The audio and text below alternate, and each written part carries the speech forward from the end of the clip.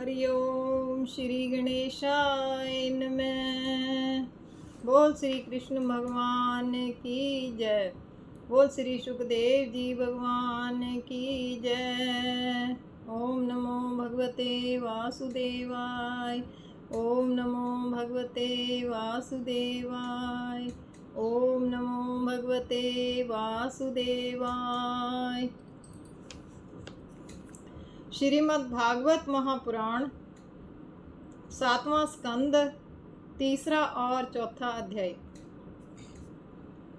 दीति मात ही दे सांत्वना, तप हित रिपु बलवान, गिरिमंदर कंदर गया, त्याग आपनो थान। हेम क्षिपुकर उग्रतम, लखि चतुरानन आन, दिया विवश हो दैत्य कहें, मन वांछित वरदान।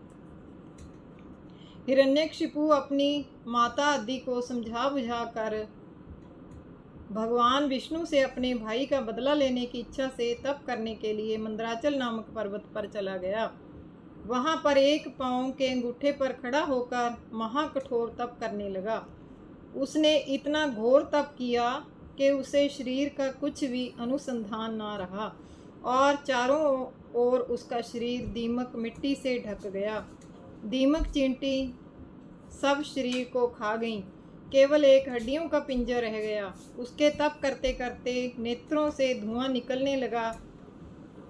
उसकी प्रभा बन के जीवों को मणि का धोखा देने लगी। प्रबल तप के प्रभाव से तीनों लोग तपने लगे, समस्त जीवों के प्राण घुटने लगे। तब देवता दुखी होकर श्री पितामह ब्रह्मा जी के पास गए। ब्रह्मलोक में जाकर उन्होंने प्रथम श्री ब्रह्मा जी की स्तुति की और अपनी प्राप्त हुई संतप्त दशा में शांति स्थापना के उद्देश्य को लेते हुए पुनः उन देवताओं ने ब्रह्मा जी से हिरण्यकशिपु के तप का कारण पूछा।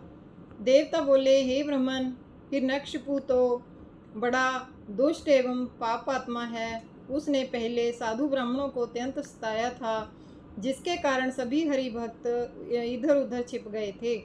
और वही दुष्ट अब वरदान प्राप्त कर तीनों लोकों का राज्य करेगा और पापों की वृद्धि एवं धर्म का विनाश करेगा। यदि उसको वरदान ना मिलेगा तो वह भी अत्यंत अनिष्टकारक होगा, क्योंकि उसके तप के कारण जब विश्व की अभी ही ऐसी परिस्थिति है तो आगे वह उसके तप का और भी विशेष रूप होगा।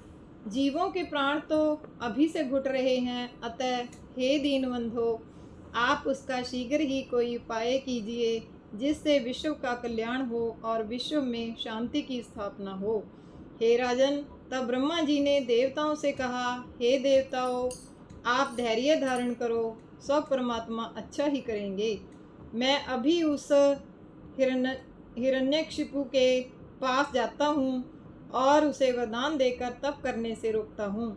ऐसा कहकर वे भृगु दक्ष प्रजापतियों को अपने साथ लेकर हिरण्यकशिपु के पास गए और जाते ही उन्होंने उसके ऊपर अपने कमंडल का जल छिड़का, जिससे वह शरीर से पुष्ट एवं कांतिवान हो गया। दीमक वगैरह सब दूर हो गई और उसके नेत्र की प्रभा दमकने लगी। वह नया जीवन पाकर खड़ा हुआ और ब्रह्मा जी की भक्ति पूर्वक स्तुति गान करने लगा। तब ब्रह्मा जी ने कहा, हे कश्यप नंदन, तेरी परम तपस्या से मैं अति प्रसन्न हूँ, अतः तू अपनी इच्छानुसार जो वरदान चाहे सो मांग।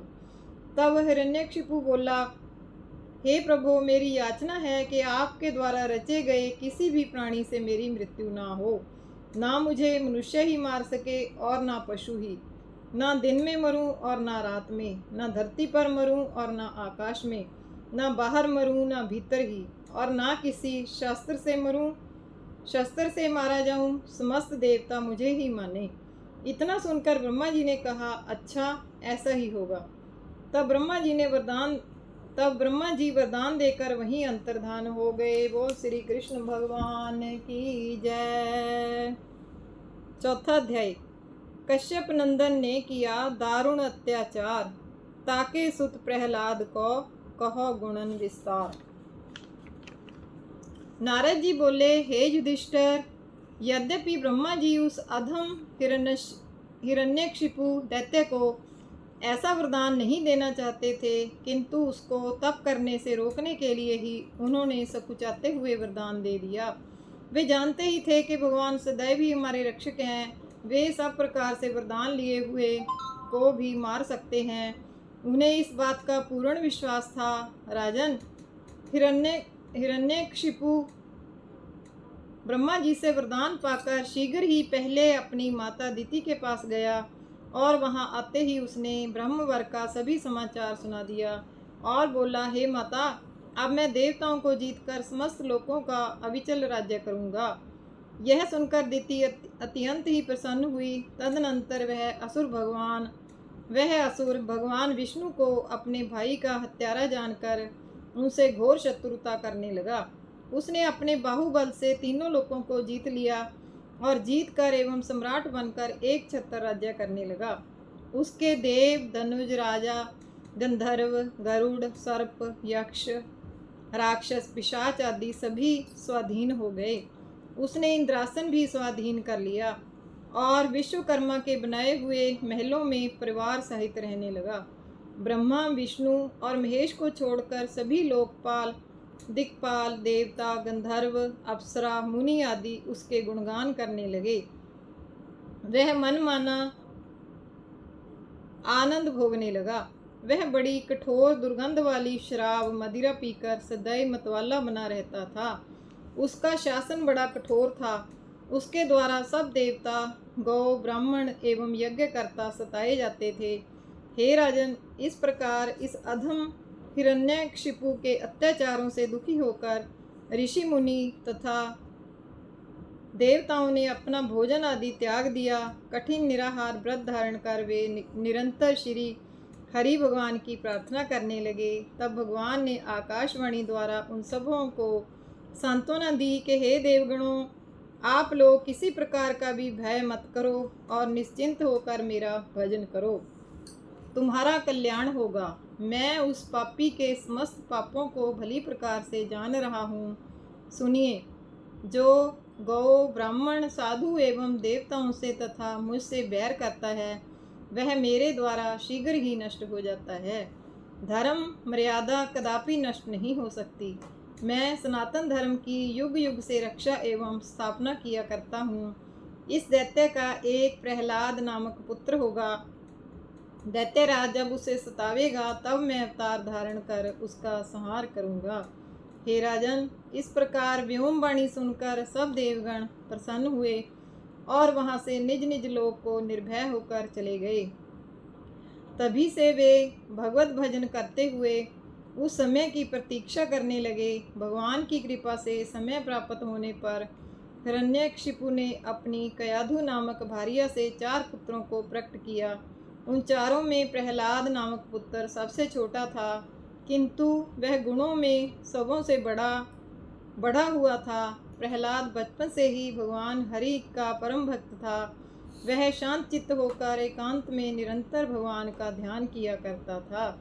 खेलने कूदने में उसकी रुचि ना थी।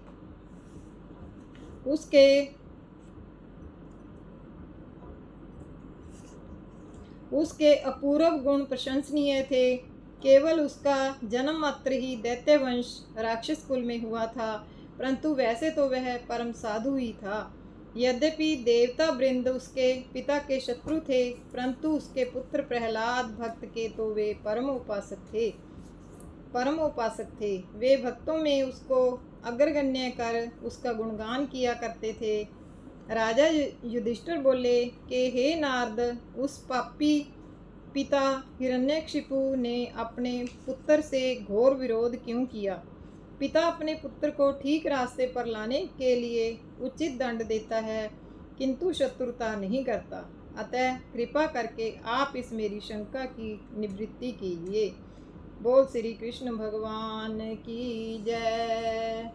बोल श्री सुखदेव जी भगवान की जय।